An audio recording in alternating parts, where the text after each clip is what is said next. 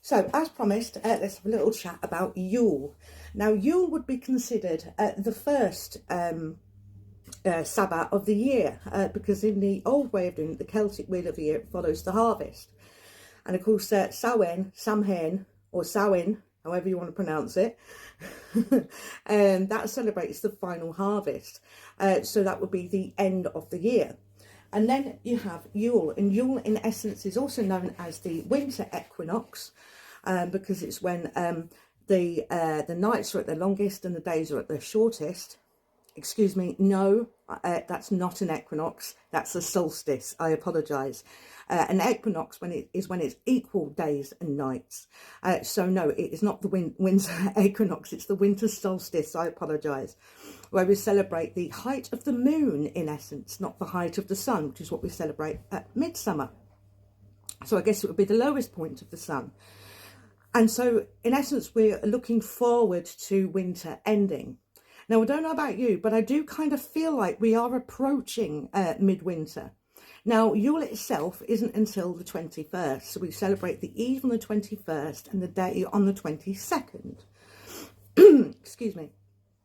And we've had quite an early winter, I think, because it has gotten quite cold out there, a bit of frost here and there. So I do think that by the time we reach Yule, the energy will match up with the tradition. And you know me, I'd rather go with energy because I believe in evolution and modernisation. Most often I feel like the middle of winter hasn't come until sort of January time. And wouldn't it be nice to have a celebration in January? Because it's like the most depressing month of the year.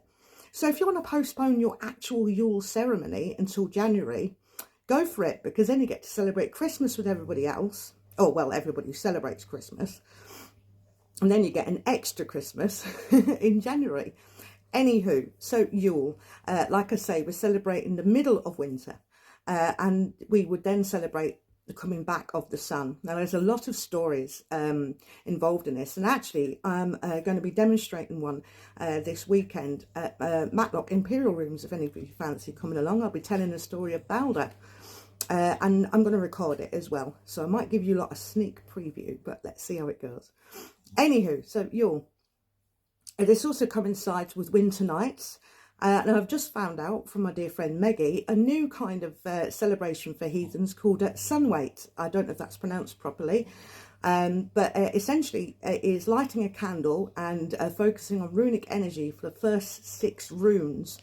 And it's one every Thursday from, I believe she said November 14th, or it would be the 2nd November in second Thursday. I'm so sorry. The second Thursday in November. So you have 6 Thursdays until Yule. Now that set me thinking about a few things, and I'll be doing some videos on that, don't you worry. But anywho, so that's a new one you can have a look at, Sunwait. Yeah, so of course we know that an awful lot of religions have a celebration this time of year. And I do wonder, and I think it probably is true, that it is all about this being quite a fearful time of year, because you've already counted your harvest, and if you haven't quite got enough, then you're not going to have much of a celebration. So traditionally, like, the village would come together and everybody would have kind of potluck. Everybody would bring a dish. There'd be some bartering, and you would have to consider culling the herd maybe. But that would usually have been done before Yule, because Yule is more of a celebration. We're nearing the end of it. We made it through the worst of the winter. And we're just looking at the very last of it until the frost breaks, which is why I think now, with the evolution of the world, it fits more in January, because December is actually quite a happy time, a time of sort of opulence and greed, I suppose. I can't think of a better word for it, but it is about but it's also about giving. So the idea of gift giving was exactly that. If your neighbour didn't have enough, you would exchange for something that he perhaps had more of, or for a favour.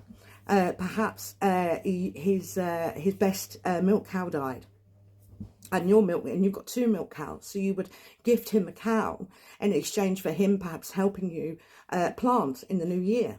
You know, so there was always an exchange. You've got to remember that. So the sort of things that we celebrate in a more modern way, especially in the Wicker way, is the Oak and Holly King. So there would be a mummery play, because one of the things the village would do with everybody would be telling stories, singing songs, doing performances. This time of year, the scolds and would be travelling around, you know, because they needed to eat too. So exchanging great stories and songs and entertainment for food. Yes, that's something you can certainly do with your family, is getting together and telling stories. And I think that's probably the where the idea of crackers and jokes came from, and games like charades. Excuse the little moo moo dog just walking past there. That's what she does. So it is a time of celebration, of coming together, of exchanging gifts and just helping each other, you know.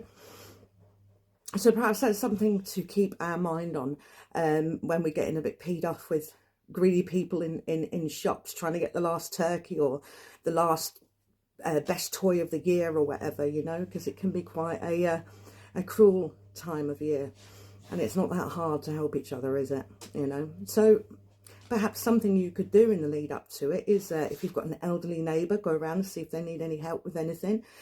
Invite people to Christmas lunch who you know haven't got a lot, you know, things like that. You know, it doesn't have to be something big, but it is something that that it is you putting your energy out to the world, and really that's what it's all about. So yes, that's Yule. Yule is a time of giving, of love, of exchange, the bringing together of family. And even soul family, not necessarily blood family. Like I'm going to visit one of my dear friends this year, which will be lovely, because usually it's just our little family celebrating on our own, so that would be quite nice, you know. And yes, and most especially it is that end part of the winter, where we're looking forward to the end of it. Okay, so as usual, any questions, do get in touch. Speak to you soon, my loves.